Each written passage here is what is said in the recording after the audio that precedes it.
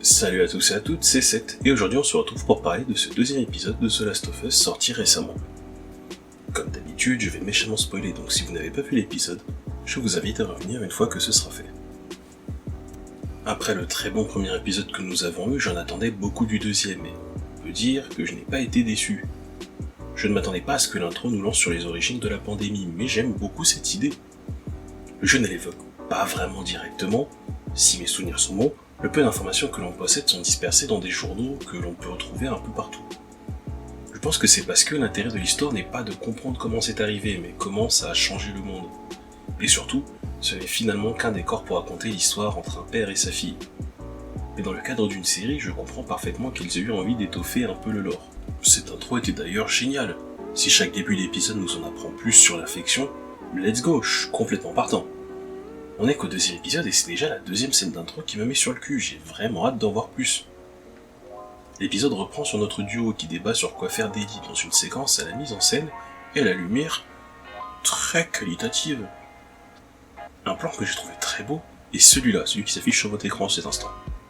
Peut-être que je pars trop loin, mais on pourrait voir ce plan comme Ellie dans la lumière, parce qu'elle est littéralement celle qui pourrait ramener la lumière dans ce monde triste. Tess voudrait y croire, elle est presque dans la lumière, à l'inverse de Joël qui refuse d'y croire, restant dans les ténèbres. Ouh, j'ai dit peut-être un peu trop de fois le mot « lumière » dans cette phrase. Si c'est vraiment le message, la symbolique est plutôt cool. Après avoir bien débattu, notre trio reprend sa route, permettant à la série de nous en mettre plein la vue avec ses décors. Non, sérieusement, ceux du premier épisode étaient plus que corrects, on sentait bien l'ambiance post-apo, / zombie, mais là, je suis désolé, il flex. Rien que la pièce dans laquelle il dort est très belle, mais la vue des bâtiments en ruine couverts de mousse sont juste magnifiques. Je ne sais pas si c'est de la CGI ou des reconstructions en studio, mais la qualité est géniale. J'ai vraiment retrouvé l'ambiance du jeu quand on s'aventure pour trouver du loot, chose que nos personnages ne font pas beaucoup, il faudra pas se plaindre quand ils seront en manque de munitions, ou de bouteilles d'alcool pour craft l'arme la plus importante du jeu.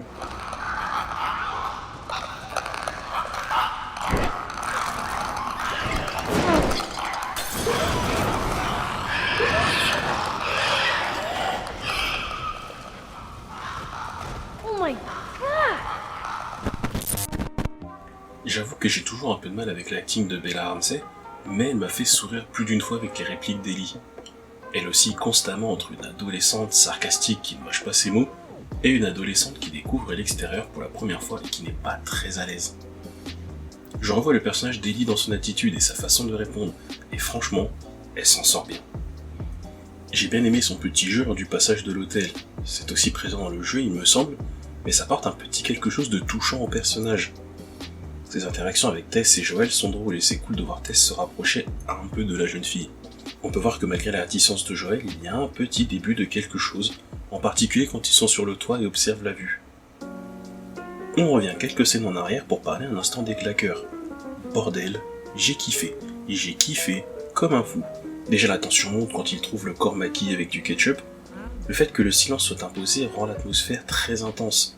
D'ailleurs, à ce propos, pour des besoins cinématographiques, je comprends qu'il vaut mieux montrer que raconter, que le fait de ne pas avoir connaissance de ce que savent les personnages remet une couche de tension pour le spectateur. Mais ça me fatigue un peu ce truc du « fais ce que je te dis mais je ne t'explique pas pourquoi, comme ça tu seras surpris au pire moment possible ». Après effectivement, il essayait de rester le plus silencieux possible. Prévenir Ellie de ce qui potentiellement les attendait aurait pu être utile. Mais bon, je pinaille, les claqueurs étaient géniales. Le son qu'ils produisent, cette espèce de cliquetis qui a traumatisé bon nombre de joueurs, moi y compris, était tellement bien fait que j'en ai eu des frissons quand le premier a retenti. Même leurs mouvements sont tellement fidèles au jeu que c'en est presque creepy. Bravo aux acteurs qui les ont joués, vraiment, c'était presque la meilleure scène de l'épisode. Cet épisode m'a rappelé pas mal de mécaniques de gameplay que l'on retrouve dans le jeu, comme le passage où Tess se faufile dans les décombres pour trouver une sortie.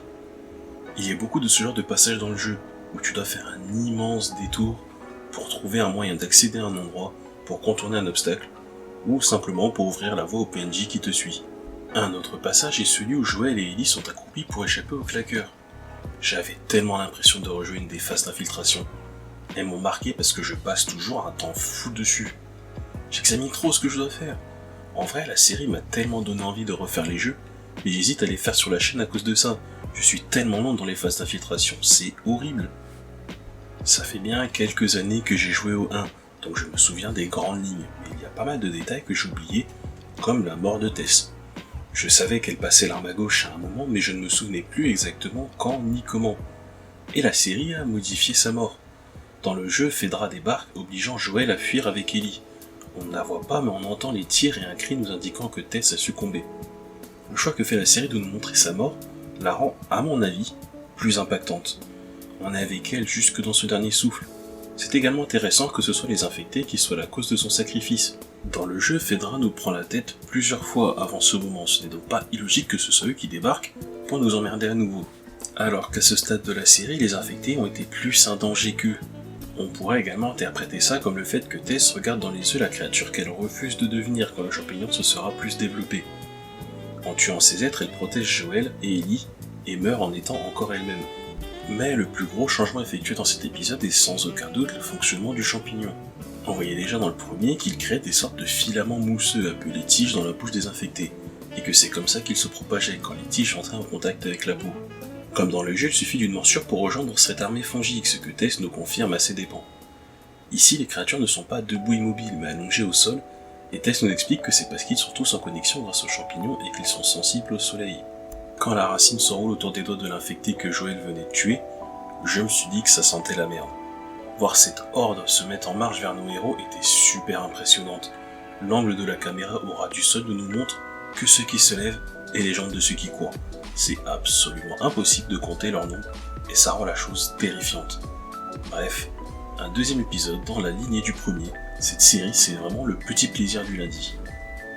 En tout cas, merci d'avoir suivi cette vidéo, n'hésitez pas à me dire en commentaire ce que vous avez pensé de ce deuxième épisode, mettez un pouce en l'air, ça fait toujours plaisir.